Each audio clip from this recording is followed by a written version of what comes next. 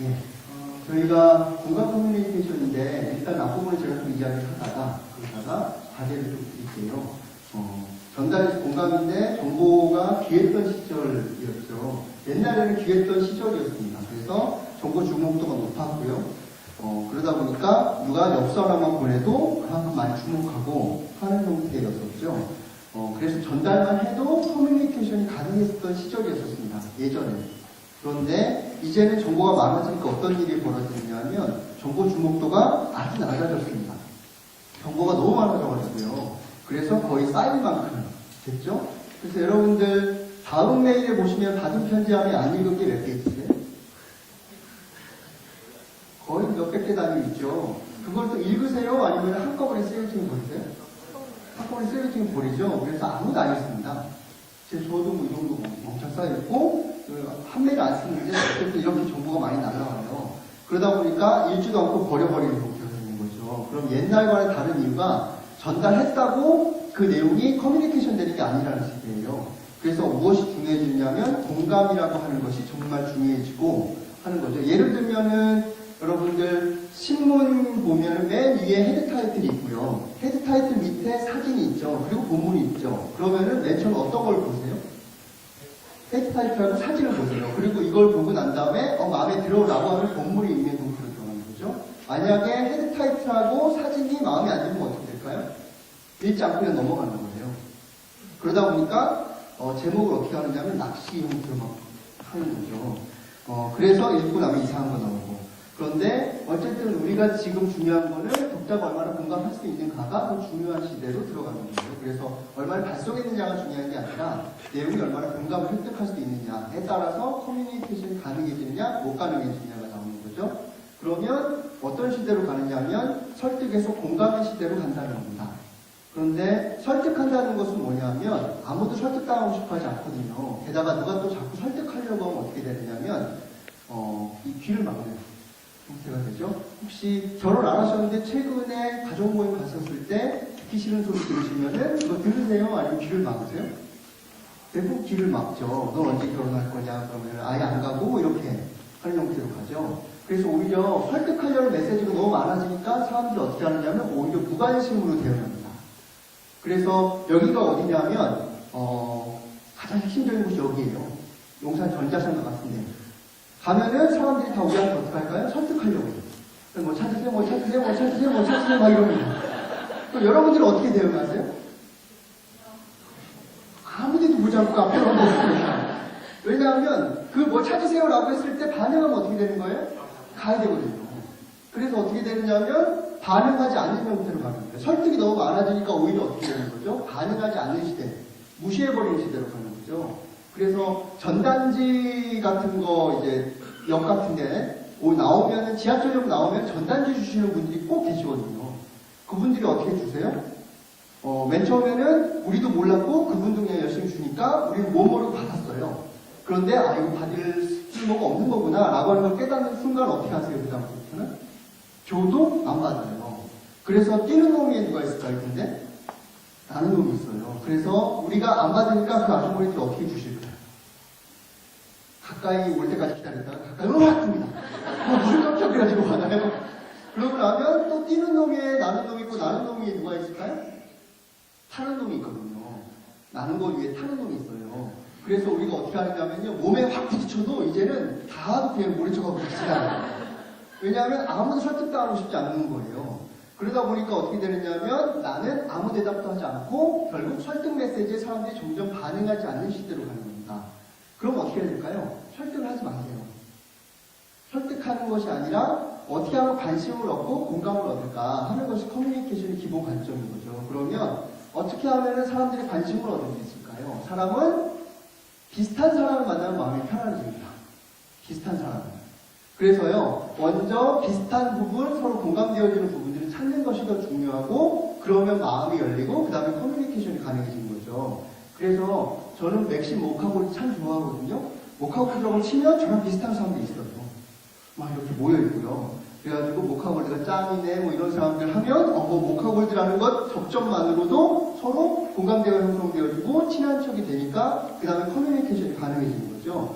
이런 것도 있어요. 트위터에서는 모임을 당이라고 하는데 반말한당이라고 있어요.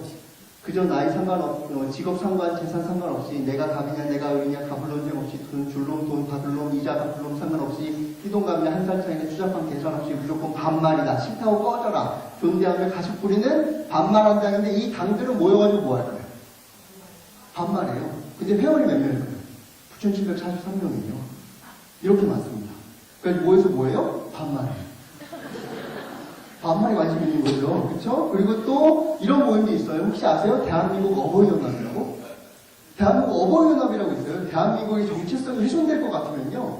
어버이들께서 막 이렇게 모자 쓰고 밤인데도 막 선글라스 검은색 끼고 나오셔가지고 희망버스 해가지고 부산에 가가지고 버스 내려올 때요. 그냥 어르신들, 어버이들이 타셔서 너 밑좀 까봐. 그래가지고 부산 사람 아니면 막 혼내주고 때리고 뭐 이런 분들이 계시거든요. 이 대한민국 어버이연합이에요. 그 가치에 공감하시는 분들끼리 모여 계시는 거죠. 근데 또 이런 모임이 있으니까 또 반발이 생겼어요. 그래서 또 누가 모였을까요? 대한민국 자식연합이라고 생겼어요. 슬로건은 뭐예요? 자식 이기는 부모 없다. 그래가지고 모였을 때 이 사람들이 우리는 자식이야! 라고 하면서 또 모여가지고 하는 거죠. 원래는 자식 새끼 연합이었거든요. 그런데 새끼가 뭐냐 이름이 그래서 뺐어요. 자식연합. 그래서 자식연합이라고 하는 사람들로 또 따로 모이기 시작하고 어버이연합이라고 따로 모이기 시작하는 거죠. 세금혁명당은 또 어떨까요? 세금을 바꿔 세상을 바꾸자 하는 것에 공감하는 사람들은 또 모이기 시작하는 거고 그 다음에 강서권 사람들, 서울시 강서구에 있는 사람들끼리 모이는 트위터 모임이 있어요. 저는 이 모임을 못 가요.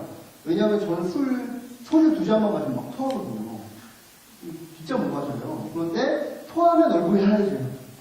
그래가지고 예전에 상견례 그 자리에 갔는데 아버님께서 계속 주시는 거예요. 그래가지고 2잔 마시고 화장실 가서 토했는데 그러고 딱 왔더니 아버님께서 얼굴이 하얘졌네? 그래서 또 주시고 제가 토한 줄 모르시고 이 사람 진짜 잘못네? 그래서 계속 해가지고 계속 토하고 막 그랬거든요. 그런데 이 강서권 모임이 저랑은 공감대는 형성돼요. 지역적으로. 왜냐면 제가 강서구에 살거든요. 그런데 술을 너무 많이 마셔요. 이 모임이. 못 가겠는 거예요. 그래서 나와 공감대가 맞으면 가는 거고 맞지 않으면 어떻게 되는 거예요? 모이기가 어려워지는 문제가 되는 거죠. 그럼 오늘은 무슨 공감대 때문에 서로 모였을까요? 홍보 담당자? 뭐 이런 개념에 대해서 공감이 되어지거나 그래 나 이걸 같은 공감대가 되는 공유 영역이구나 하는 것이 있으면 사람들이 모이는 거죠. 근데 여러분들이 그냥 모으려고 하면은 사실 뭐하기가 더 어려워지고 왜 가야 되는지 모르는 상태가 되는 거죠. 그래서 사람들이 유유상종으로 모여요. 다 끼리끼리 모입니다. 그래서 요번에도 보면은 서울시장 후보 관련해가지고 제가 만약에 박원순 씨를 지지하는 글을 남기죠. 그러면 제 친구들 다 누가 친구 신청할까요? 박원순 씨 지지하시는 분들이 친구 신청하시고 나경원 씨 지지하시는 분은 어떻게 할까요? 떨어 나가요. 아니 너 끊어버려. 언팔하게 해버리는 거죠. 그런데 나경원 씨 지지하는 글을 올리면 또 누가 친구 신청할까요? 나경원 씨 지지하시는 분이요. 그래서 결국 어떻게 되느냐 하면 이런 얘기 나오는 거죠. 아니 내 주변에는 나경원 씨 지지하는 사람이 아무도 없는데 도대체 누가 지지하는 거야? 이렇게 되는 거예요. 왜냐하면 내 주변에 그런 사람밖에 없는 거예요. 그래서 유유상종의 사회로 가는 거죠. 그래서 여러분 보실 때 야 너 이리 와서 내 말 좀 들어봐. 그럼 도망가요 사람들이. 설득당하고 싶지 않거든요. 대신에 우리 자식 새끼 연합이다. 자식은 모여라 그러면은 공감하는 사람들은 오는데 그럼 난 어버이연합 갈래? 그럼 이쪽 가는 겁니다. 그래서 오히려 사람을 모은다는 개념이 아니라 내가 어떤 가치를 드러내면 거기에 공감대가 있는 사람들은 오게 되고 공감대가 없는 사람들은 어떻게 되는 거예요? 떠나가게 되는 형태로 가는 거예요. 누군가 설득해가지고 데려오는 것이 아니라 각자의 생각에 맞추어서 공감되는 부분들이 있는 사람은 오게 되는 형태로 가는 거죠. 그래서 공감을 통해서 자기가 알아서 스스로 마음의 성벽을 해제하고 나올 수 있도록 해야 되는 겁니다. 여기 있는 분들 중에서 대부분 자발적으로 오셨죠. 물론 기관장님 보내서 오신 분도 있다는 걸 알아요. 하지만 대부분은 홍보 담당자라고 하는 이 공감대 때문에 내가 자발적으로 온 거죠. 김종원 선생님이 정말로 여러분 한 분 한 분을 다 설득해서 데리고 왔다면 이 정도의 모임이 만들어지기 어려웠을 거예요. 대신에 반대로 생각하면 어떤 일이 벌어지느냐면요. 홍보 담당자라고 하는 가치를 명쾌하게 세웠기 때문에 누가 오시는 거죠? 홍보 담당자가 오는 거예요. 홍보에 관심 있는 분이. 그런데요, 그게 아니라 그러면 홍보 담당자가 아닌 분들은 올까요? 안 올까요? 안 오게 되는 거죠. 그러면 공감의 시대로 들어간다는 것은 모든 사람들을 만족시킬 수 있을까요? 없을까요? 없는 시대로 가는 겁니다. 특히 모든 사람한테 다 공감을 얻겠다? 이게 쉽지가 않아요. 그래서 사람들은 다 다르고요. 전달을 모든 사람에게 할 수 있지만 모든 사람의 공감을 얻는 건 가능하지 않은 거죠. 그럼 어떻게 해야 될까요? 일부분으로 해야 되고 공감하는 사람이 있으면 공감 못하는 사람도 있는 거죠. 하지만 신념을 명확히 세워야 공감도가 높아진 겁니다. 즉 자식 새끼 연합이다. 그러니까 누가 오는 거예요? 자식 새끼가 오는 거예요. 그런데요, 우리는 대한민국 연합이라고 하면 누가 올까요? 자식도 안 오고 어버이도 안 와요. 그러면 우리의 가치를 좀 더 명쾌하게 세우면 세울수록 거기에 공감하시는 것에 깊이가 높아지고 그러면 그것이 행동으로 유발될 수 있는 가능성이 높아지는 거죠. 그래서 신념을 명확히 세우는 게 중요합니다. 그런데 사람들에게는 이미 신념이 다 있고요. 그것을 표현하려고 합니다. 예를 들면 자신을 상품이나 꼬리표로서 표시합니다. 예를 들면 여러분 다 트위터 같은 데 들어가면 자기 태그 달죠. 자기 소개를 하는 게 있는 거예요. 그 소개하는 것을 보고서 이 사람과 사귈까 말까를 결정하는 시대인 거예요, 지금. 그래서 모두 다 자기 자신을 표현하는 수단으로 가지고 있는데 그게 대부분 자기의 글이라든지 아니면 상품도 자기 자신을 표현하는 수단으로 가져갑니다. 예를 들면요, 이거 한번 보세요. 이제는 어떤 시대로 들어가느냐 하면 그것이 어떠한 가치를 담고 있는가에 따라서 선택하느냐 안 선택하느냐의 시대로 가는 거예요. 이거 한번 보세요. 이해가 잘 안 되시겠지만 1991년 갑자기 불어닥친 큰 태풍으로 수확을 앞둔 대부분의 사과가 피해를 입고 맙니다. 사과 농사로 생계를 유지하던 주민들은 절망에 빠져 한숨만 내쉬고 있었죠. 그러던 중 우연히 뭔가를 발견하는 한 농부. 그는 태풍 속에서도 살아남은 작은 가능성을 발견합니다. 그것은 태풍을 맞고도 떨어지지 않은 10%의 사과였죠. 그리고 떠올린 아이디어. 그들은 태풍에도 떨어지지 않고 붙어있는 이 사과를 전국의 수험생들에게 판매하기 시작합니다. 이렇게 탄생한 아오모리현의 합격 사과. 이 사과는 보통 사과보다 10배 이상 비싼 가격임에도 날개 놓친 듯이 팔려나갔습니다.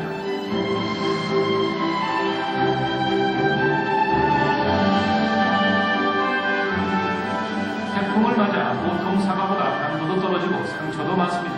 하지만 이 사과는 아오모리현의 대표 브랜드로 자리 잡게 되죠. 여기에는 보통 사과에는 없는 것, 절대로 떨어지지 않는 합격 사과라는 이야기가 있었기 때문입니다. 예. 말이 될까요? 말이 되나요? 말이 안 돼요? 뭐 안 떨어지면 합격이에요. 말도 안 되는 거죠. 그런데 사람들은 이제 그것이 가지고 있는 가치에 주목하기 시작하는 거예요. 그리고 그 가치가 내가 공감이 되면 이제 그것을 사기 시작하고 그걸 가지고 있으면서 나 자신을 표현하는 시대입니다. 예를 들면 좀 더 이해를 돕기 위해서 말씀드려 볼게요. 옛날에 게스 청바지 혹시 아세요? 게스 청바지는요, 옛날에 24인치 미만만 만들었습니다. 26인치 여성분은 입을 수 있었을까요? 없었을까요? 없었어요. 팔지 않았거든요. 그러면요, 내 엉덩이에 게스 마크가 붙어있으면 나는 어떤 사람이라는 걸까요? 난 날씬하거든, 이겁니다. 그러면 청바지를 산 걸까요? 가치를 산 걸까요? 가치를 사는 거예요. 그것이 가지고 있는 상징과 심벌을 사는 겁니다. 그런데요, 스타벅스는 어떤 분들이 이용하고 스타벅스는 무슨 상징을 가지고 있을까요? 뉴욕에 그래도 좀 일하면서 노트북 백팩 메고 다니면서 양복에 이러면서 막 열심히 일하는 그러한 사람들의 상징적인 것이 있죠. 그런 것들이 나도 그런 사람이고 싶은 사람들이 여기 가는 거예요. 대신에 곧 죽어도 이런 거 드시는 분 계세요. 모카 골드. 이런 분들은 무슨 가치가 더 중요한 걸까요? 달달하고 맛있는 게 좋은 거지, 물은. 그래서 이런 거 좋아하시는 분은 스타벅스 가시는 분에 대해서 뭐라고 얘기할까요?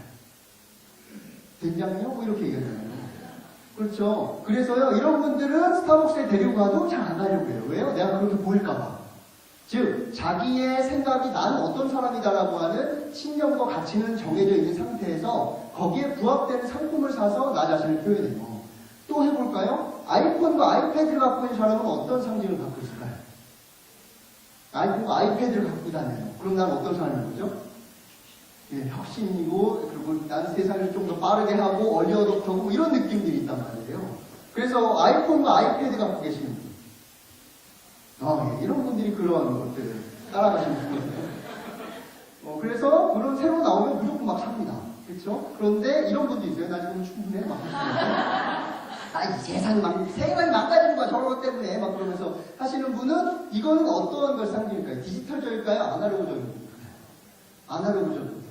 그래서 이런 것들 오히려 자랑스러워하고 즐거워하고 그리고 자랑스럽게 얘기해요. 왜냐하면 야 너희는 아이패드 이런 거 쓰는 사람들은 야 인간성 없어 막 그러면서 사람 만나서 대화해야지 뭐 이런 것들. 이런 가치가 중요하신 분은 뭘 쓰는 거예요? 끝까지 이걸 쓰는 거예요. 아니면 너에게 하고 해가지고 하시는 분도 있겠지만 계속해서 이렇게 하는 거죠. 이런 상품이 있는 게 또 뭐가 있냐면 여성에게 핸드백이란 무엇일까요? 여성에게 핸드백이란 단지 물건을 싣고 다니는 가방의 역할을 하는 것일까요? 아니면은 자존심일까요? 여성에게 자존심이거든요. 근데요, 남자분들은 이 핸드백을 뭐라고 생각할까요? 가방이라고 생각해요, 그냥. 그래서 여성분들은요, 1년에 한 번씩 자기 자신을 표현해주는 수단을 사야 돼요. 그래서 핸드백을 사야 된다고 막 그러는데, 남자분들은 그거 구분할까요? 못할까요? 구분도 못해요, 어떤 상품이. 그래서 맨날 뭐라고 그래요? 나 이거 사고 싶은데 그럼 뭐라 그럴 거예요, 남자분들이. 근데 왜 또 사? 비슷한 거 또 하잖아? 막 그렇게 하면서 계속 얘기합니다. 왜냐하면 구분이 안 돼요. 그냥 가방이니까. 하지만 여성분들에게 있어서는 내가 무엇을 갖고 다니느냐에 따라서 내가 어떤 사람인지가 표현되는 거예요. 이거 갖고 다니면 나는 어떤 여성인가요? 그래도 좀 살거든? 이런 의미죠. 그쵸? 근데 곧 죽어도요, 이런 거 절대 안 들고 다니고 현수막 뒤집어서 갖고 다니는 분이 있어요. 이런 들고 다닙니다. 그럼 나는 어떤 사람이라는 거예요? 나는 환경을 중요하게 생각하는 거거든? 그래서요, 이런 거 들고 다니는 분 보면 뭐라 그러는 거예요? 저거 머리가 비어가지고 막 이렇게 생각한단 말이에요. 왜요? 나는 그런 가치로 생각하니까. 그래서요, 근데 남자분들이 이게 이해가 안 가는 거예요. 그래서요, 여성분들이 1년에 한 번씩 가방 산다 그럴 때, 남자분들은 가방이라고 생각하니까 자꾸 안 사드리려고 하는데, 사실은 여성에게 있어서는 이거 정말 중요한 거예요. 그래서요, 남자분들 이해가 안 가도 어떻게 해야 돼요? 사드려야 돼요. 안 사드리잖아요? 그러면요, 싼 거를 계속 삽니다. 그러니까 결국 그 비율로 넘어가요. 그래서요, 욕구 중독이 안 되니까. 그래서 계속 남자분들은 무조건 사드려야 돼요. 근데 남자분들한테도 이 역할을 하는 게 있어요. 뭘까요? 차예요. 남성에게 있어서 자동차란 무엇일까요? 내 지위를 나타내 주는 거거든요. 근데 여성분들은 뭐라고 생각할까요? 차를. 그냥 교통수단이지 이렇게 생각해요. 그래서 주차장에 차 세운 다음에 여성분들은 문을 어떻게 열까요? 확 열어요. 아주 콕 찍어 놓습니다. 그러고 난 다음에 여자분들이 차 불러가면 되지 그러면서 가버리고요. 남자분들은 어떻게 하고 있을까요?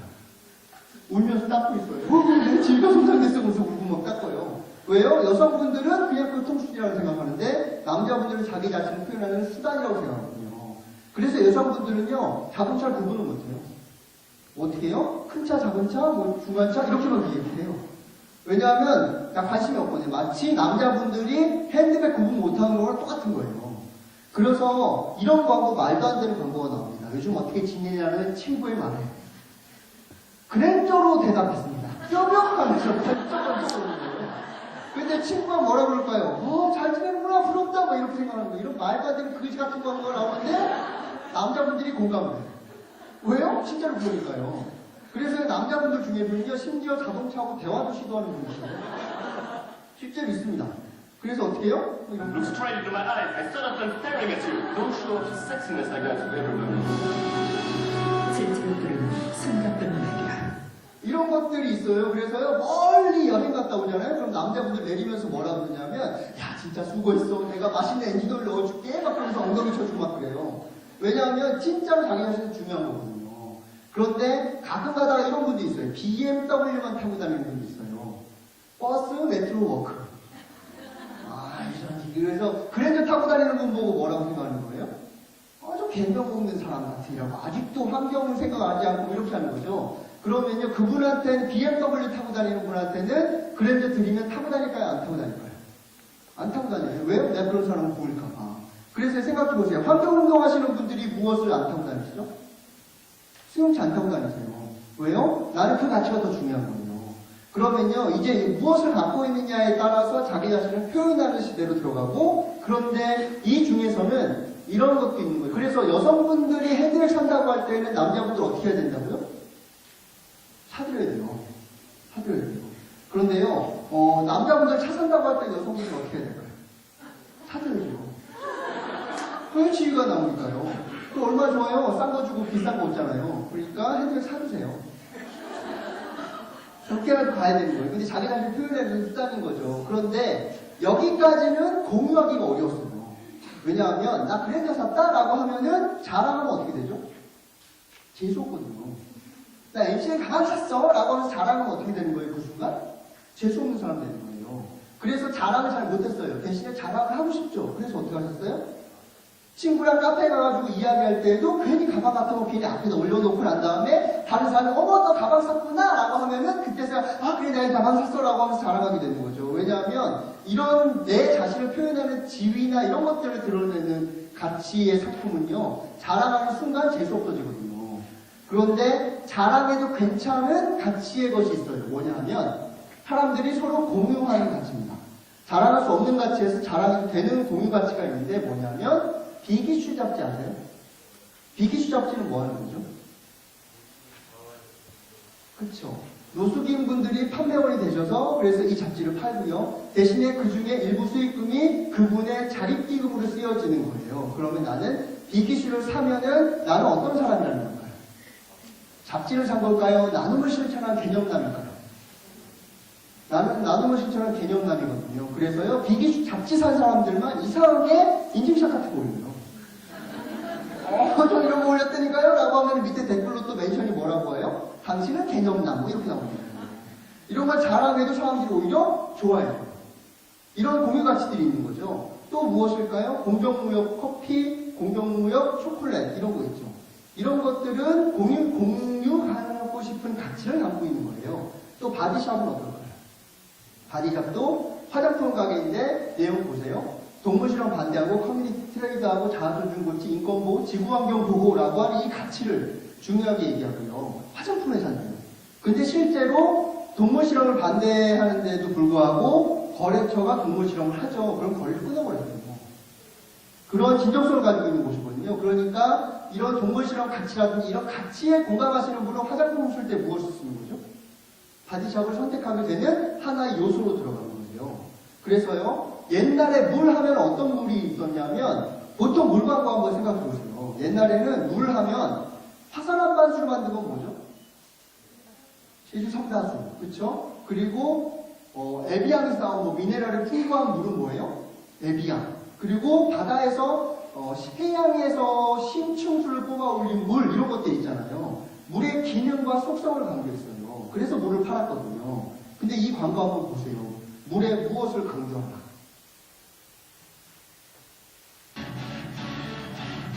고르자, 마시자, 비틀자. 물 하나라도 세상을 바꿉니다. 비오 순수. 자, 이게 피오 순수라고 하는 코카콜라에서 만든 물이에요. 이거 무슨 물일까요? 어디서 퍼온 물일까요? 무슨 속성을 갖고 있는 물일까요?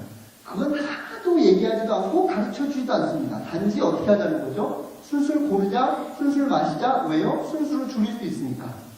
그러면 이것은 무슨 가치 때문에 물을 사라고 하는 걸까요? 환경을 보호할 수 있는데 조금이라도 기여할 수 있으니까 이 물을 선택하라고 하는 거죠. 옛날에는 그 물의 속성 자체를 강조했는데 이제는 얼마나 그것이 어떤 가치를 갖고 있느냐에 따라서 사람들이 선택하느냐 안 선택하느냐의 시대로 들어가고 있는 거예요. 그래서 혹시 지금 타운스 신고 계시는 분, 난 타운스 신고 있다. 저는 안 신고, 저는 운동 집에 있으세요? 아깝네요. 타운스 신고 계시는 분 아무도 안 계세요? 저희 저 뒤에 계세요 지금. 예, 초록색 옷. 뒤에 사람들이 다 보니까 전부 내리자 갑자기 손을 내리셔가지고 저기 초록색 가디건 입으신 선생님께서 탐스 신고 계시거든요. 탐스는 무슨 신발일까요? 하나 사면 하나를 제3세계라든지 이런 데다가 보내줘요. 그러면요, 나는 신발을 산 걸까요? 나눔까지 산 걸까요? 난 나눔까지 산 분이거든요. 그래서 초록색 가디건 입으신 선생님은 어떠냐? 개너무너. 그래서 이렇게 해도 사람들이 다 알아듣는 거예요, 이제. 그래서 이런 것들이 있는 거죠. 그래서 사람들이요, 이제 이 가치에 따라서 하고, 그 다음에 이 가치에 따라서 사람들이 모였다 흩어졌다 하는 형태로 가는 거예요. 근데 왜 이렇게 되느냐면, 옛날에는 공동체 사회였거든요. 근데 지금은 공동체 사회가 아닐까요? 공동체 사회가 아니에요. 개인주의 사회거든요.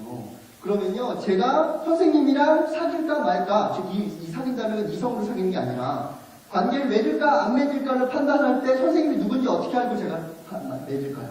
만약에 저는 선생님이랑 관계를 맺고 싶어요. 그런데 저분이랑 관계를 맺어도 되나 싶은데 선생님이 술을 잘 마십니다. 그러면 저는 맺어야 될까요? 안 맺어야 될까요? 말은 안 맺으면 안 되죠. 그런데 이분이랑 나랑 같은 공유되는 지점이 있는지 없는지 선생님이 이야기 안 하고 저도 이야기 안 하면 맺을 수 있을까요? 없을까요? 없어지는 거예요. 그러면 네트워크 사회로 가면 갈수록 어떻게 되느냐면 자기 자신이 어떤 사람이고 어떤 걸 선호한다 하는 것들을 드러내야 다른 사람이 어떻게 되는 거죠? 찾아오게 되는 거예요. 그래서 아까 그림으로 보면 어떤 거냐면 나는 어떤 사람입니다. 나는 자식새끼 연합입니다. 라고 내 자신을 드러내야 거기에 공감하는 사람이 어떻게 되는 거죠? 찾아오게 되는 거예요. 그러면은 여러분들은 어떤 가치를 갖고 있고 여러분 기관은 어떤 가치를 추구하는지에 대해서 내가 명백히 드러내지 않으면 사람들이 찾아올까요? 찾아오기 어려울까요? 찾아오기 어려워지는 시대로 가는 거예요. 그래서 각자 나 자신은 어떤 것을 추구하고 있는지 그 가치를 드러내게 되고 그래서 이거는 저거죠. 최소임금 5,410원으로 가자 라고 하는 이 가치를 자기 자신의 페이스북에 사진에다가 붙여놓는 거죠. 그러면 이 가치에 공감하시는 분은 이것만 보고서라도 이분은 친구 맺어야겠다라고 하는 거죠. 근데 나는 나성원 씨가 홍보가 좋아요 라고 하면은 에이 그러면서 안 하는 사람들이 있단 말이에요. 실제로. 그래서 내가 어떠한 가치를 추구하는지를 제대로 보여주고 그것에 따라서 사람들이 공감되어지면 사람들이 오는 것이고 오직 그렇지 않으면 모이지 않게 되는 형태로 들어가는 겁니다. 여기까지 이해되세요? 여기까지. 그래서 무엇을 세워야 되는 거예요? 자기 자신의 가치를 명쾌하게 세워야 되는 거예요. 그래야 관계가 맺어집니다. 관계가. 자, 그러면 지금 뭐 하느냐 하면 여러분들 이건 다 갖고 계시죠? 볼펜도 다 갖고 계시죠? 그러면 명함 갖고 오셨어요? 명함 가지고 오신 분.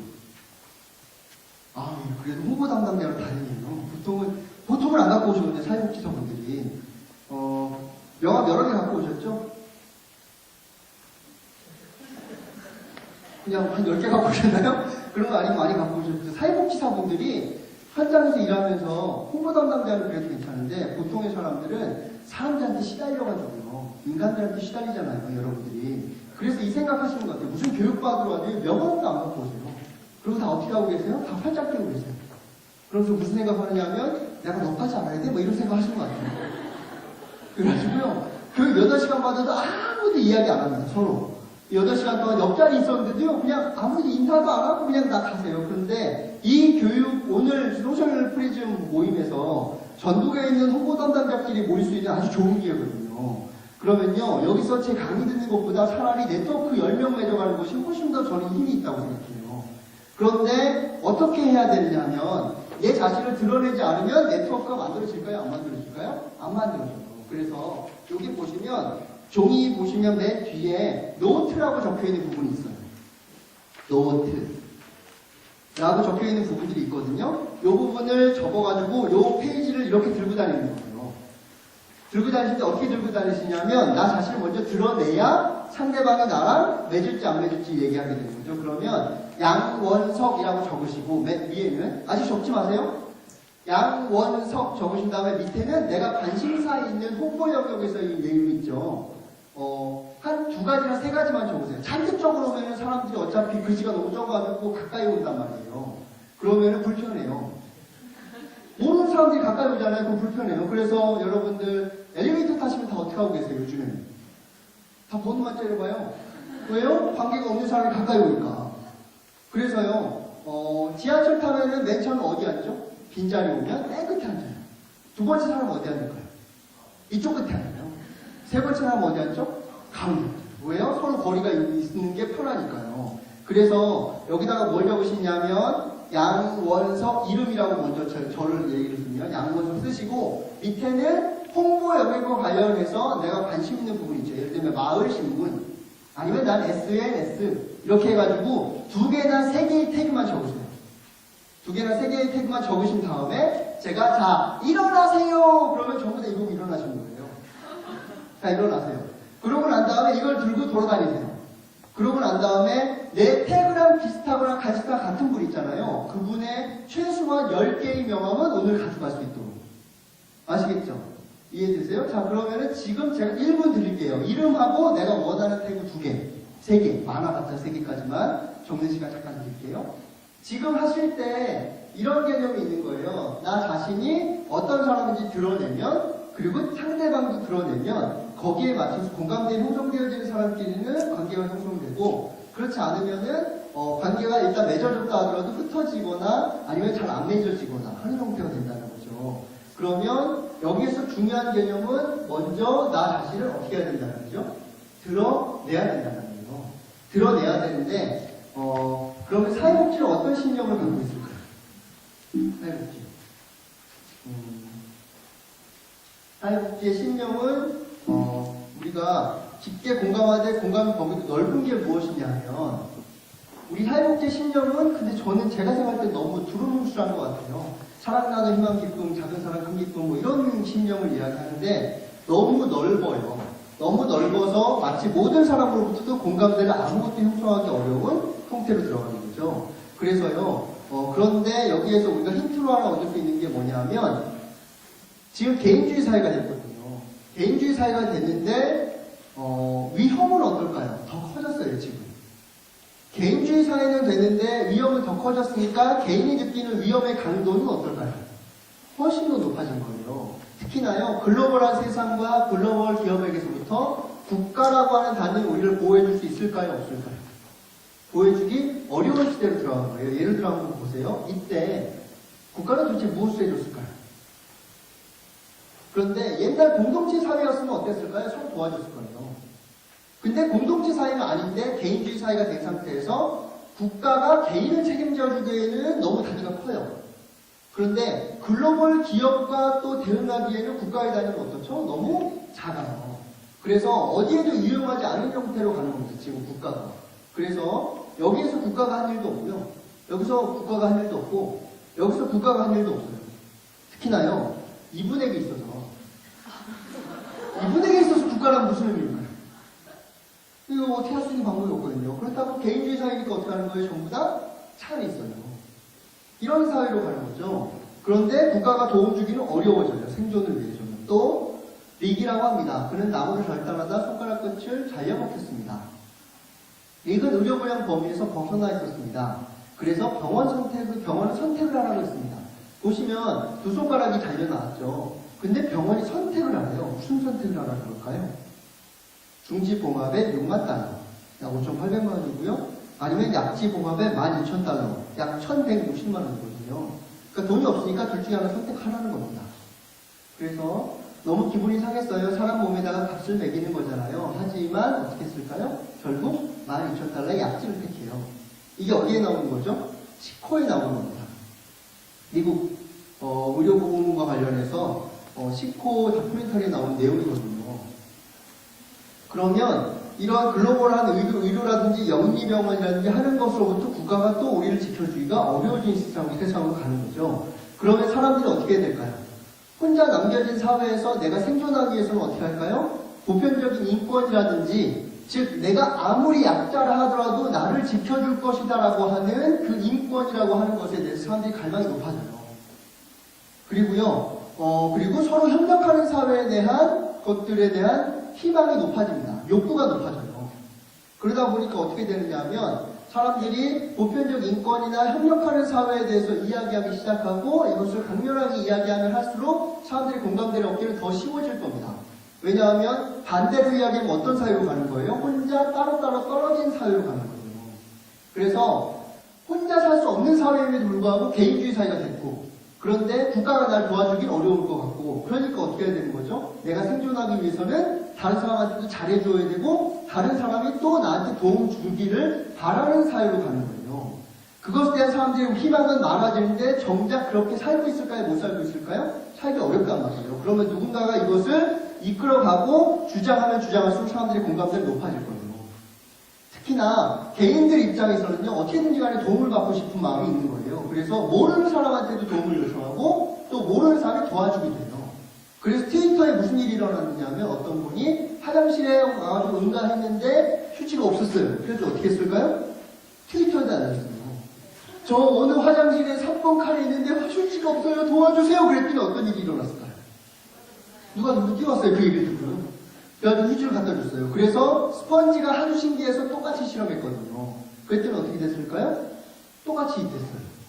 즉, 모르는 사람임에도 불구하고 서로 도와줘야 되는 세상이 되는 거고, 그것에 대한 갈망이 아주 깊어질 거예요. 그러면요, 사회복지는 어떠한 가치를 추구할 필요가 있느냐면, 개인주의 네트워크 사회가 될수록 힘없는 개인도 사람으로 존중받는 보편적 인권을 갖고 있는 존재다라고 하는 것을 우리가 드러내고 신념을 반영하면 반영할수록 사람들로부터 공감을 획득하기는 훨씬 더 높아질 거예요. 그래서요, 저는 사회복지 실천에서 숫자나 서비스가 높아지는 것보다는 오히려 그 사람을 얼마나 사람답게 대우하는가, 우리가 얼마나 인권을 보호하면서 서비스를 하고 있는가 자체로부터도 사람들의 공감대를 획득하기가 쉬워질 거라고 생각해요. 그래서 전략적으로라도 당연히 인권을 높이는 방향으로 우리 서비스들이 나아가 있다고 생각해요. 근데 현실은 어떨까요? 인권을 높이는 쪽보다는 수치를 얼마나 높이느냐 쪽으로 가고 있거든요. 수치를 높아지면 높아질수록 사람들이 공감할까요? 아니면은 그냥 그러려니 하고 넘어갈까요? 그러려니 하고 넘어갈 거란 말이에요. 게다가 또 지역사회에서요, 힘없는 개인도 서로 도움받아 생존하고 있는 서로 막 돕는 사회에 대한 동경이 있어요, 다들요. 내가 어려움이 있을 때 누군가가 나를 도와주지 않을까라고 하는 그런 동경이 있고 그런 것에 대한 희망이 있고 소망이 있거든요. 그러면 그런 사회를 보여주면 보여줄수록 사람들의 반응은 훨씬 더 뜨거워질 거고 공감대가 높아질 거예요. 왜냐하면 그 수혜는 언젠가 나도 받을 수 있는 여지가 생기는 거거든요. 그래서 그런 사회, 보편적 인권이라든지 서로 협력하는 사회를 만들어가는 것에 대한 신념을 만들어가고 그로써 우리가 그것을 드러낼 때 사람들 중에서 거기에 공감하는 사람들이 우리한테 찾아오게 되고 같이 만들어가자고 하는 것들이 공감을 형성할 가능성이 높아지는 거죠. 그런데요, 문제는 이것이 언어보다 행동이어야 된다는 거예요. 많은 복지기관들이 이런 것들을 언어로서 표현하고 있지만 문제는 행동이 더 중요하다는 거예요. 왜냐하면 사람들은요, 우리 인간의 뇌는 이렇게 생겼대요. 뇌관, 변연계, 대뇌 피질로 만들어져 있대요.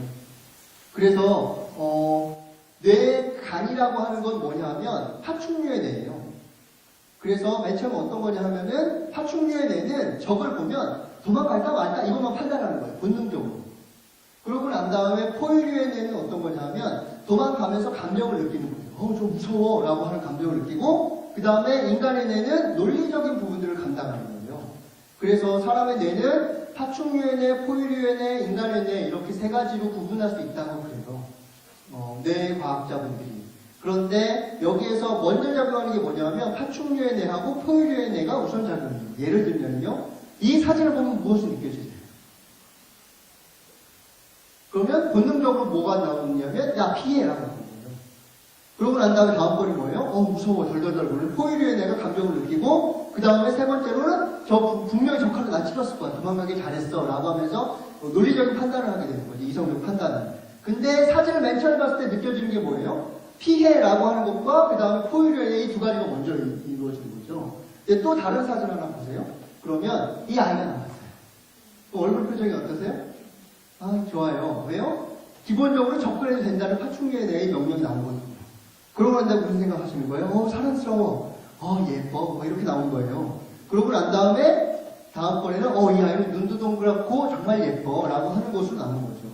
이렇게 사람 판단이 나오는 거예요. 그러면 무엇이 더 강력한 힘을 갖느냐면 본능적 느낌하고 감성이 훨씬 더 강력한 힘을 가지고 그 다음에 이성으로 논리적인 내용들을 따져가는 거예요. 먼저 사람의 영향을 주는 뇌는 본능적 느낌하고 감성입니다.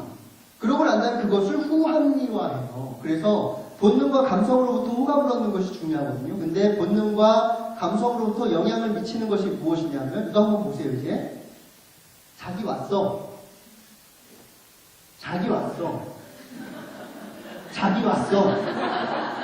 자, 언어는 똑같은데요. 그런데 느낌이 어떠세요? 달라요. 이 세 번째의 자기 왔어는 어떤 느낌일까요? 누가 말이에요. 그쵸? 파충류의 내가 도망가라고 하는 것이 나오는 거예요. 그런데 앞부분으로 가가지고 이 자기와서는 어떤 걸까요?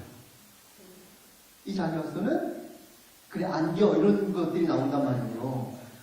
사람은요 커뮤니케이션 할 때 이 윗부분은 언어라고 하는 부분이고요. 그런데 그 단순히 그냥 논리적인 부분뿐만 아니라 이때 얼굴 표정이 어떠느냐, 심장이 빨리 뛰느냐 안 뛰느냐 이런 것들로 해서도 커뮤니케이션이 일어난다는 거예요. 그런데 언어라고 하는 거는 논리적인 부분을 담당하지만 그 외의 것들은 어떨까요? 행동이라든지 이런 것들. 언어를 얘기하지 않아도 커뮤니케이션이 이루어져요. 이게 메타 커뮤니케이션이라고 하거든요. 그래서 사람들이 메타 커뮤니케이션을 할 때 대부분 35%가 대화로 이루어지고 메타 커뮤니케이션은 65%예요. 그래서 여러분들 그걸 다 느끼시잖아요. 아침에 기관장님 출근하실 때 그래 오늘 결정하지 말아야지 막 이런 생각 하시잖아요. 그런데 기관장님이 뭐라 그래요? 난 항상 공정하게 결정을 내니까 갖고 와 라고 하지만 얼굴 표정 보면 어떤 거예요? 오늘 결정하지 말아야 돼 막 이런 것들이 느껴지잖아요. 그런데 누구만 결정만 들어가는 거예요? 심직원만. 아주 어떻게 되는 거예요? 깨지고 나오는 거예요. 왜요? 메타 커뮤니케이션을 읽지 못하는 거거든요. 그래서 메타 커뮤니케이션이 훨씬 더 중요한데요. 한번 보세요. 자기 왔어 라고 하는 것과 그 다음에 저 얼굴 표정 있죠. 자, 이 자기 왔어는 본능적 느낌과 감성, 이성의 합리화 중에서 어느 영역을 설득하려고 하는 걸까요? 자기 왔어라고 하는 이 단어, 언어 자체는요, 이성으로서 합리적으로 설득하려고 하는 거예요. 근데 얼굴 표정은 어떤 걸까요? 본능적 느낌과 감성이 느껴지거든요. 그러면요, 우리가 가지고 있는 언어, 즉 논리라고 하는 것이 강력한 힘을 가질까요? 아니면 우리의 행동과 메타 커뮤니케이션이 훨씬 더 강력한 힘을 가지게 될까요? 메타 커뮤니케이션 훨씬 더 강력한 힘을 가져요. 그래서 여러분들 다 이런 거 느끼시잖아요. 집에 와가지고 현관문을 열고 들어가는데 갑자기 쏴한 느낌 느끼신 적 있으세요? 없어요? 있어요. 그럼 무슨 생각하는 거예요? 엄마가 화났구나. 아니면 내가 혼났구나. 내가 뭘 잘못했나? 뭐 이런 생각 하시잖아요. 근데 아내는 뭐라 그래요? 자기 왔어? 라고 얘기하지만 그게 느껴진단 말이에요. 왜냐면요, 사람은요, 3m 안에만 가면요, 심장박동이 동기화가 된대요. 그래서 이 심리학 지어낸 얘기가 아니라 심리학과에서 그렇게 얘기해요. 그래서 3m 안에만 들어가잖아요. 이 사람이 지금 화가 났는지 화가 안 났는지 이런 것들을 눈치로 알게 된대요. 왜냐면 나도 같이 심장이 뛰기 때문에. 그런데 이런 것들이 이제 사람들을 설득하는 데 훨씬 더 도움이 된다는 거죠. 오히려. 그래서 실제 행동 태도가 공감을 만들어내거나 감성적으로 호감을 만들어내는데 훨씬 더 도움이 된다는 거예요. 예를 들면 그럼 광고에 어떻게 적용하느냐면 이거는 아이워치를 탑재하고 4기가 SSD를 탑재했답니다. 속도도 얼마나 빠른지 몰라요. 한번 사용해보세요 라고 하는 것은 어떤 뇌를 자극하려고 하는 걸까요? 이성의 합리화를 자극하려고 하는 거예요. 그런데요, 이런 분도 있어요. 드디어 맥북 에어를 질렀어요. 아내한테 어떻게 얘기해야 될지, 난 맞아 죽을 거야. 뭐 이런 눈치 보는 중이라고 글이 올라오면은 이것은 어디를 자극하는 걸까요? 본인의 느낌과 감성 부분들을 자극하는 거예요. 그래서 오히려 어떤 것이 중요해지느냐면요. 이것을 논리적으로 설득하려고 하는 것이 아니라 그렇게 실제로 행동하는 사람이 많아지면 많아질수록 어떻게 될까요? 그걸 보면 사람들이 부러워하기 시작하는 거예요. 그래서 페이스북에 방대욱 실장님이라는 분이 계시거든요. 그분이 드디어 맥북 에어를 질렀어요. 아내한테 어떻게 얘기해야 될까? 그러면 막 눈치 보는 게 글이 올라왔었거든요. 그것이 맥북 에어에 대한 광고 페이지보다 훨씬 더 강력한 힘을 가져요. 왜냐하면요, 그분은 실제로 행동으로 그렇게 했기 때문에 그것 자체를 보면서도 나는 어디가 느껴지는 거예요? 본능적 느낌과 감성이 자극을 받게 되는 거예요. 그런데 맥북 에어 나와가지고 아무리 광고를 열심히 해도 그건 이성을 이야기하기 시작하는 거거든요. 그래서 제가 뭘 샀을까요? 그래서 맥북 에어를 샀어요. 왜냐하면 방대욱 실장님이 썼네? 막 그러면서 이런 것들이 나오기 시작하는 거죠. 그래서 여러분들이 무엇인가를 홍보한다고 할 때는 논리적으로 설명하는 것일까요? 아니면 직접 그걸 쓰고 있는 모습을 보여주는 것이 훨씬 더 강력할까요? 쓰고 있는 모습을 해내는 것이 훨씬 더 강력한 거죠. 그래서요, 이 소셜 프리즘을 광고한다고 하면 어떻게 해야 될까요? 지금 여러분들이 그냥 SNS를 나 여기 왔는데 정말 재미있어. 아니면 나 돌려 죽을 것 같아. 뭐 아니면 나는 6명이랑 명함교환했어. 라고 하는 것 자체를 올리는 것만으로도 소셜 프리즘에 대한 사람들의 감성은 어떻게 될까요? 긍정적으로 바뀌어요. 그런데요, 그걸 아니라 소셜 프리즘 일부는 무슨 행사 했다입니다. 무슨 적으로 해가지고 어떻게 되었습니다라고 얘기하는 순간 사람들은 호감도로 떨어지고 오히려 논리적으로 이성적으로 판단하려고 하게 되거든요. 그래서 오히려 지역 주민분들이 여러분들에게 대해서 어떤 행동을 하느냐 아니면 직원분들이 어떤 행동을 하느냐가 훨씬 더 중요한 커뮤니케이션 수단이 되는 거예요. 그래서 누가 홍보의 매체가 되는 걸까 이제는 사람의 행위가 사람의 행동이 그리고 그것을 가지고 있는 예, 선생님 1시 30분에 끝내는 건가요? 2시 30분이요? 3시가 아니에요? 아, 3시죠? 예, 빨리 들으십니다. 예. 3시죠? 예, 지금 30분이죠. 예. 그래서요, 오히려 사람들의 설득하는 것이 아니라 행동으로 가는 것이 더 중요한 거예요. 그게 제일 중요한 것이요. 왜 그러냐면, 여기 있는 분들 다 춤추게 할 수 있습니다. 어떻게 하면 될까요? 제가 뭐 혼자 춤춰요. 그럼 무슨 생각하세요? 드디어 미쳤구나, 막 저 사람 이런 생각한단 말이에요. 그런데 어떻게 해야 될까요? 제가 한 분 한 분씩 이렇게 세웁니다. 선생님, 우리 같이 춰요. 그러면서 제가 이렇게 따라가요. 그래가지고 여기 있는 분들 세우고 나면 그러면 이 뒤에 있는 선생님 무슨 생각하실까요? 전부 다요. 그런 생각 들잖아요. 그래가지고 막 행동을 해요. 그런데 이 테이블 전부 다 춥니다. 그러면 여기 있는 선생님 어떻게 하실까요? 저도 일어나요. 그러다가 다 일어서서 추는데 선생님은 안 춰요. 그럼 선생님 무슨 생각하실까요? 이상하다는 거예요. 그게 이루어지는 곳이 어디예요? 여러분들 어르신 모시고 버스 타고 놀러 가실 때 어르신들 다 어떻게 하세요? 다 춤추시잖아요, 이거. 근데 직원은 어떻게 해요? 특히 여자 직원은? 잘은 척해요. 추기 싫으니까. 근데 어르신들이 다 어떻게 하세요? 일어나란 말이야! 그러면서 막 해가지고 열심히 일어나가지고 다 같이 추고 있단 말이에요. 모든 사람들이 그렇게 행동을 하는 것에 대해서는요, 사람들이 거부하기가 쉽지 않아요. 그래서 논리적으로 설득하는 것이 아니라 실제로 그렇게 행동하는 모습을 보이기 시작하면 아 나도 하고 싶어 라고 하는 효과들이 만들어지고 그만큼 많은 사람들과 커뮤니케이션 할 수 있는 형태로 가는 거죠. 그래서 사회복지기관이 신념을 갖고 있긴 한데 어떻게 해야 될까요? 그것을 실제로 실천해야 돼요. 실천해야 돼요. 우리가 실제로 그렇게 실천하고 있는 모습이 보여야 그래야지 공감대가 형성될 수 있는 여지가 커지는 거예요. 논리적으로 이야기하는 게 중요한 게 아니라 실제로 설득하는 것이 아니라 우리의 그런 행동들이 보이면 사람들을 공감할 수 있는 여지가 훨씬 더 높아지는 거죠. 근데 우리의 콘텐츠는 대부분 설득형일까요? 아니면 논리형일까요? 아니면 행동과 일상의 내용들, 생활 중심일까요? 이게 중요한 게 있는 거예요. 콘텐츠를 그런데 우리는 대부분 어떻게 하느냐면 실천함으로써 신념이 증명되는 거거든요. 그래서 이 사진 한 장이요 아주 강력하게 일어나는 거예요. 이 발은 어떤 거예요? 누구의 발일까요? 박수정 군대의 발이요. 발이 이렇게 됐대요. 그런데 이것 하나를 봄으로써 무엇이 나오는 거죠? 아, 이 사람이 얼마나 노력했을 것인가 하는 것들이 후합리화되기 시작하는 거예요. 이성분들이요. 게다가 또 이분의 발은 어떨까요? 발레리나 강수진 씨의 발이래요. 발이 이렇게 돼 있대요.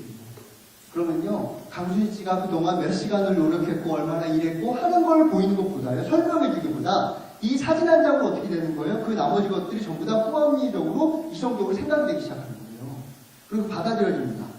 그러면요, 오히려 우리가 그 신념을 위해서 실천하는 모습 자체가 아주 공감을 일으킬 수 있는 여지가 되는 거죠. 그래서 저는 행사 중심으로 가면 곤란하다고 생각해요. 한번 보세요. 혹시 여기 텀블러 갖고 오신 분? 텀블러 갖고 오신 분? 다 안 갖고 오셨어요? 아무도? 뭐 안 시킬게요. 아무도 안 갖고 오셨나요? 이거 갖고 다니는 분이 있으면요. 이분은 왜 갖고 다닐까요? 이게 편리해서기도 하지만 예를 들면 아까는 커피 드셨는데 지금은 차 드셔야 돼요. 그럼 어떻게 해야 되죠? 화장실 가서 씻어와야 되거든요. 불편함에도 불구하고 갖고 다니는 분인 거예요. 왜 그럴까요? 종이컵을 안 쓰려고요. 종이컵을 안 쓰고자 하는 것을 아무리 이야기하는 것보다 들고 다니는 사람에게 있어서는 훨씬 더 공감도와 호감도의 높이가 달라지는 거죠. 또 이것도 있어요. 이거 자투리 명함 프로젝트라고 있습니다. 옆에서 하시겠지만 인쇄를 한다는 것은요. 전지에다가 한꺼번에 앉혀서 하는 거거든요. 그러면 자투리 공간이 나와요. 어떤 경우에는. 그러면요. 이 자투리 명함 프로젝트에 신청을 하시잖아요. 여러분들이. 그럼 수익금을 기부를 하고 대신에 자투리 종이에다가 여러분 명함을 찍어주는 거예요. 동시에. 그러면 나무를 덜 죽이겠죠. 그런데 문제는 이건 언제 나올까요? 자투리가 나올 때까지 기다려야 돼요. 그래서 명함을요, 내가 받고 싶을 때 받는 게 아니에요. 자투리가 나올 때까지 기다려야 돼요. 그리고 그 종이는 내가 정할 수 있을까요? 아니면은 아무렇게나 찍혀 나올까요? 자투리가 있는 그 종이에 찍혀 나오는 거예요. 그래서 황지에 나올 수도 있고 하얀색 종이에 나올 수도 있고 갱지에 나올 수도 있어요. 그걸 내가 선택을 못해요. 게다가 인쇄는 칼라로 나올까요? 일도로 나올까요? 몰라요. 복불복이에요, 다. 그래서요, 한참 기다리거든요. 그런데 김세진 선생님이라는 분이 있어요. 그분이 이거 신청했는데 어디에 나오냐면요. 이런 황지 같은 곳에다가 초록색으로 나왔어요. 그러니까 잘 안 보이는 거예요.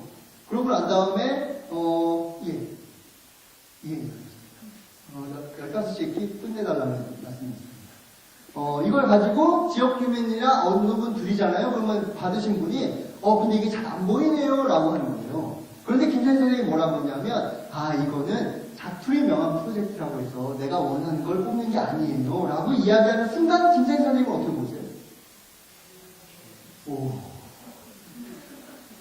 그래요? 그런 게 있어요? 막 이렇게 다르게 보이는 거예요. 실천이 실제로 그 사람의 신념을 증명해주기 시작하는 거예요.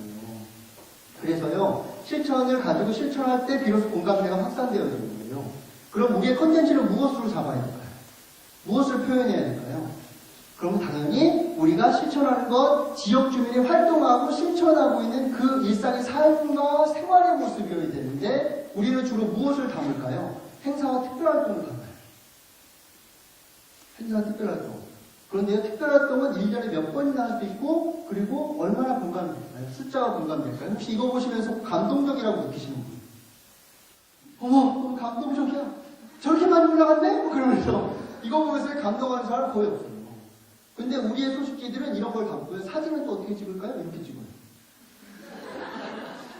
왜? 뭐가 중요할까요? 몇 명이 왔느냐가 중요한 거예요. 감동 얼굴 보지도 않아요.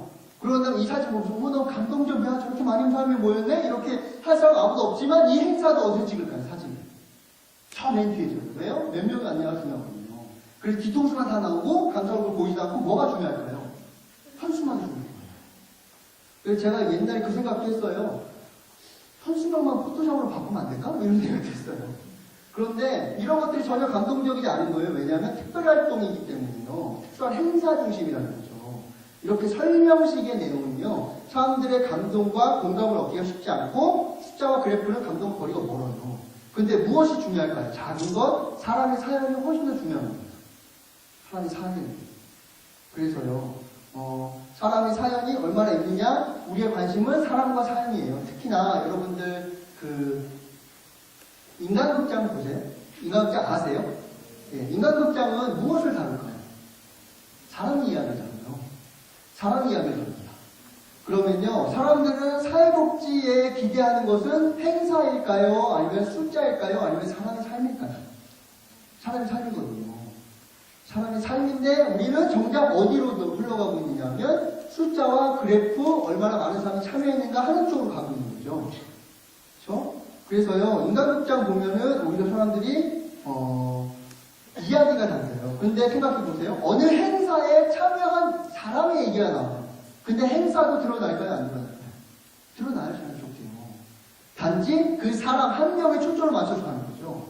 근데 사회복지계가 콘텐츠로 만들어내는 내용들을 보면은 대부분 이런 거예요. 8 며칠 날 몇 명의 아이들이 서울랜드에 갔다 왔어요. 얼마나 즐거운지 몰라요. 참 감동적이었어요. 후원자님 고맙습니다. 이렇게 끝나요.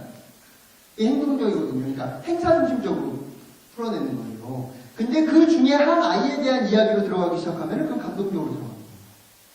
그래서 사람의 이야기를 다뤄야 되는 거예요. 그래서 여기 보시면 여기는 이게 어느 한 복지관에서 했던 건데 어르신하고 아이들하고 서로 문자 교육하는 거예요. 강사를 누구를 부르느냐면 아이들. 왜냐면 청소년들이 한 손으로 뱉다 치고 막 그러잖아요. 그래가지고 강사를 모셨거든요. 근데 무슨 일이 있었냐면 선생님, 사회복지 선생님이 얘들아 일로 와 그랬는데 이 할머니께서 뭐라고 하셨냐면 아니 우리 문자 선생님한테 얘들아가 뭐야 라고 장난식으로 얘기하셨어요. 그런데 그 얘기 듣고서 아이들이 무슨 생각했을까요? 어머, 나보고 선생님이래. 그러더니 아주 헌신적으로 가르쳐 드리기 시작한 거예요. 그런데 어르신이 잘 못하시는 거예요. 그래서 어떻게 했느냐면요. 다 써드렸어요. 1번 누르시고, 5번 누르시고, 0번 누르시고, 1번 누르시고, 이렇게 하면은, 그러면 뭐가 나온다는 거죠? 자릿선이가 나옵니다. 그런데 이게 어르신이 인생 처음으로, 최초로 보낸 문자예요. 누구한테 보냈을까요? 네, 며느리한테. 처음 보낸 거예요. 인생 최초로 보낸 문자예요. 며느리한테 잘 있었니? 보낸 거거든요. 그랬더니요, 오히려 설명식 그림보다 어느 것이 홍보에 나갈까요? 왜냐하면요, 사람들은 숫자와 그래프를 보고 싶어 할까요? 아니면 사람의 삶에 대해서 듣고 싶어요? 그런 삶에 대해서 얘기하고 싶거든요. 그런데 우리가 자꾸 무엇을 따라가느냐면 행사 중심이라든지 그런 거대한 것에 자꾸 밀려가지고 가요. 근데 생각해보세요. 여러분 기관에 행사가 많으신가요? 사람의 삶의 이야기가 풍성한가요? 사람의 삶의 얘기가 풍성한데요? 그게 안 보여요. 사회복지사한테. 왜요? 이미 자기가 중요하게 여기지 않잖아요? 그럼 안 보여요. 이 중요한 개념이에요. 내가 봐야 보여요. 내가 중요하게 여겨야 보이는 거예요. 그렇지 않으면 안 보여요. 그런 것들이.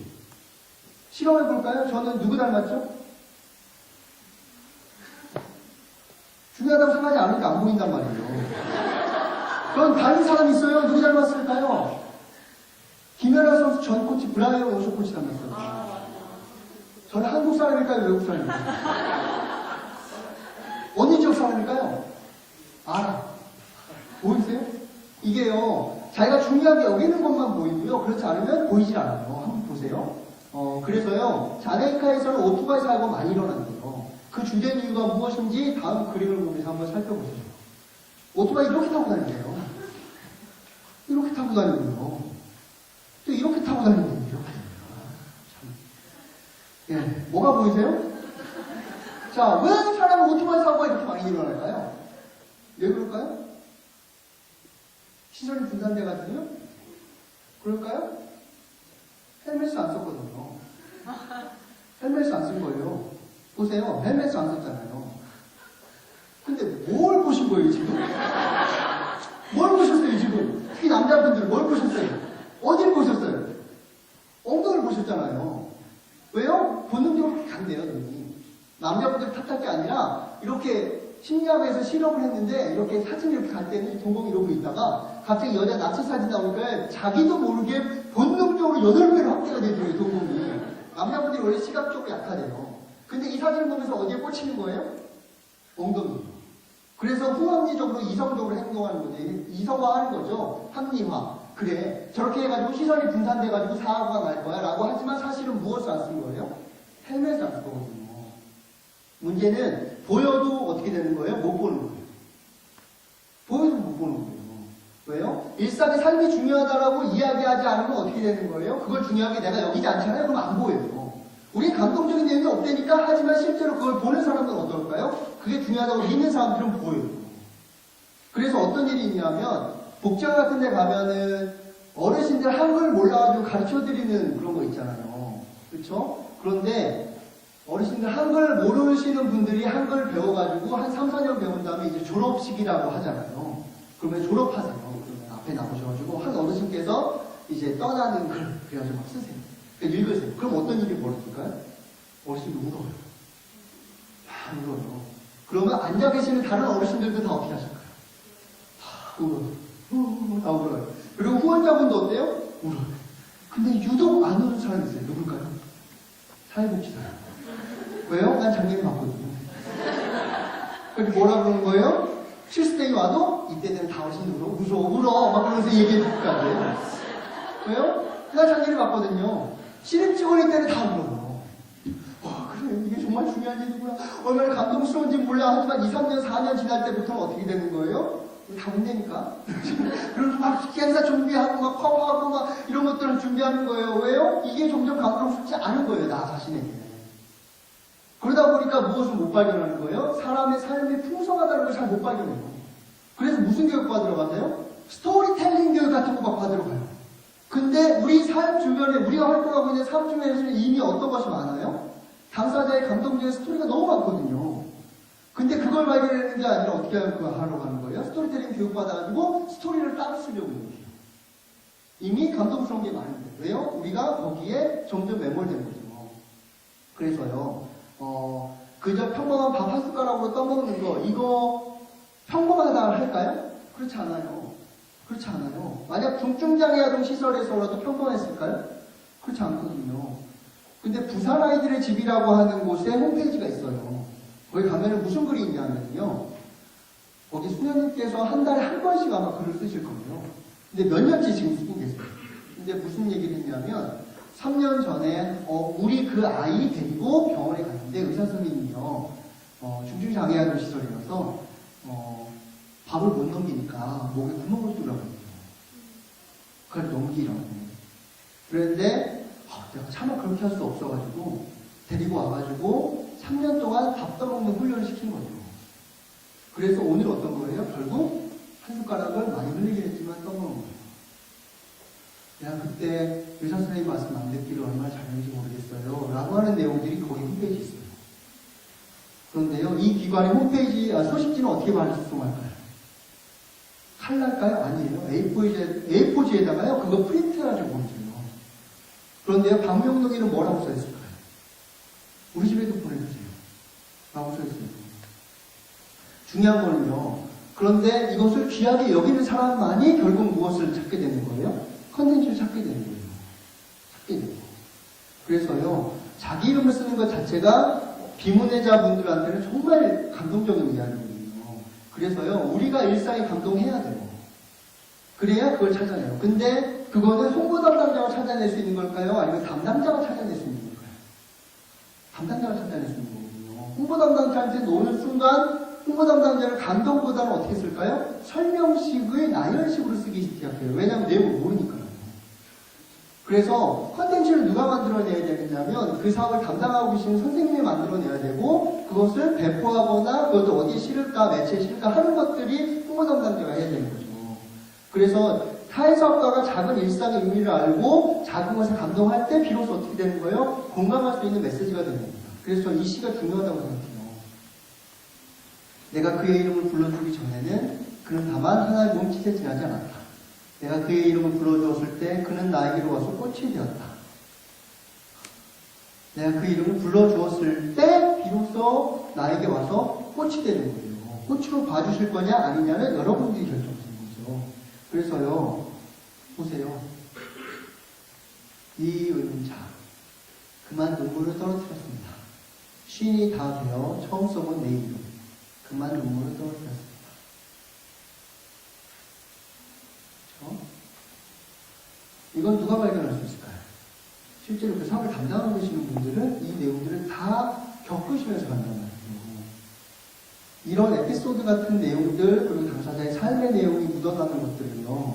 그 안에서 발견해내는 사람, 그걸 귀하게 여기는 사람만이 찾아낼 수 있고 그로써 사람들로부터 공감을 얻어낼 수 있는 거죠. 그러면은 그 내용들을 찾아서 일상의 삶의 내용들로서 풀어내는 것이 콘텐츠여야 되는 거죠.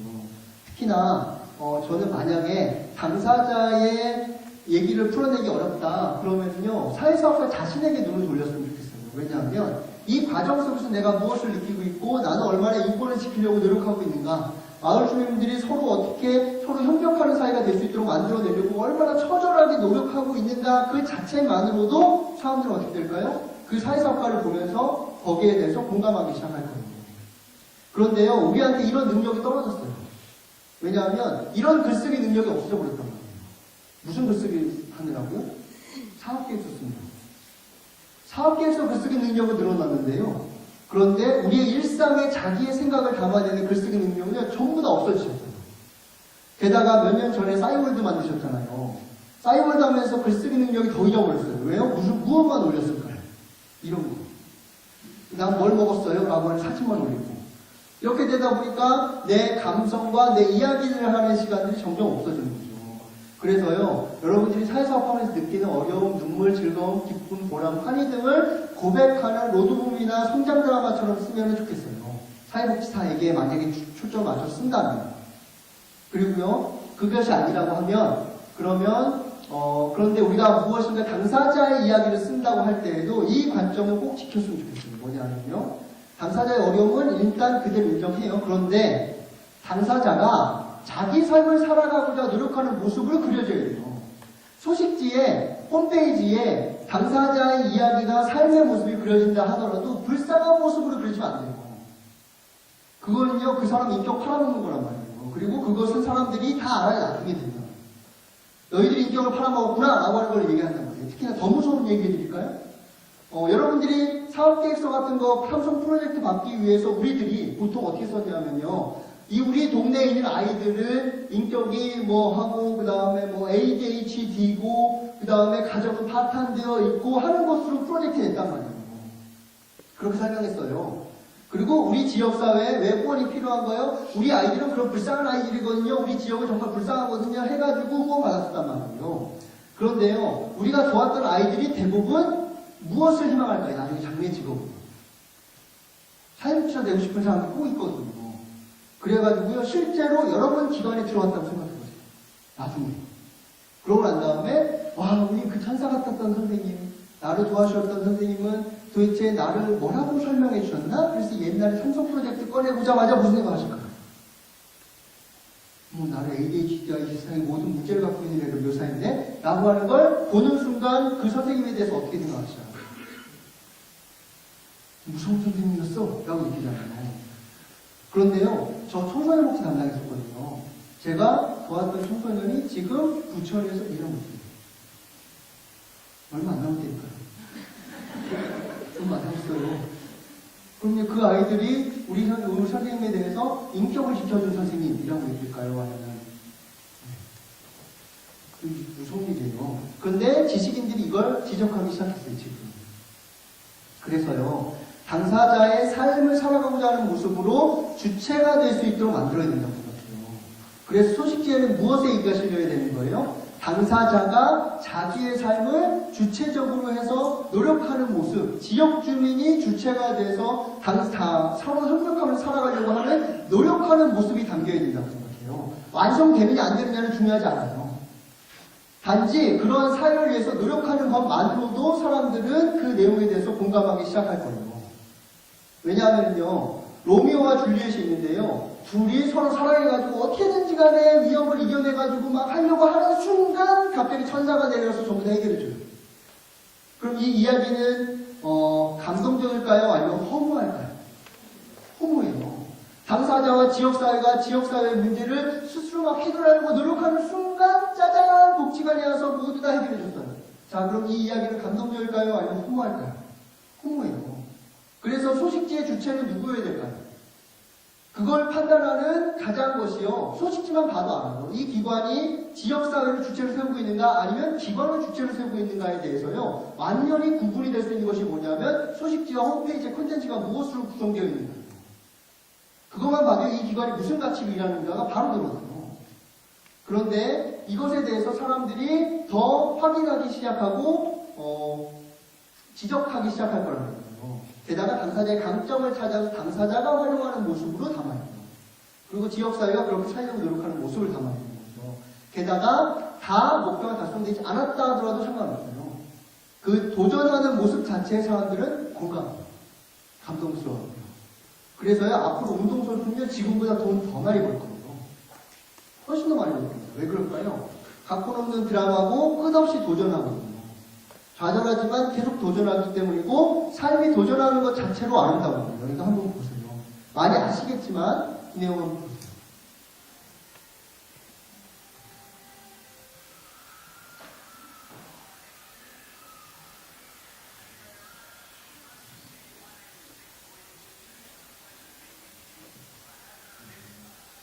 My little chicken drumstick. And,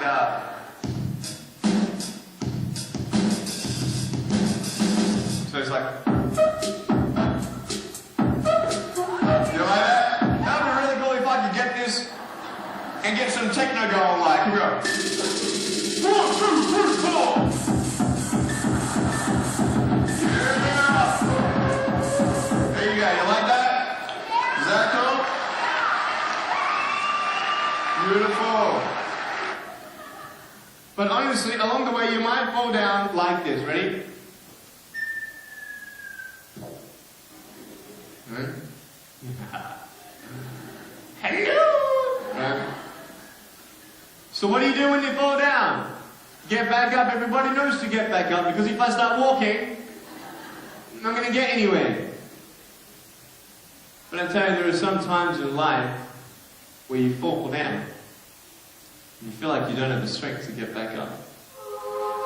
Do you think you have? Because I tell you, I'm down here, face down, and I have no arms, no legs. It should be impossible for me to get back up, but it's not. You see, I will try 100 times to get up, and if I fail 100 times, if I fail and I give up, do you think that I'm never going to get up? No. But if I fail, I try again, and again, and again. But I just want you to know that it's not the end. It matters how you can finish. Are you going to finish strong? You will find that strength to get back up like this.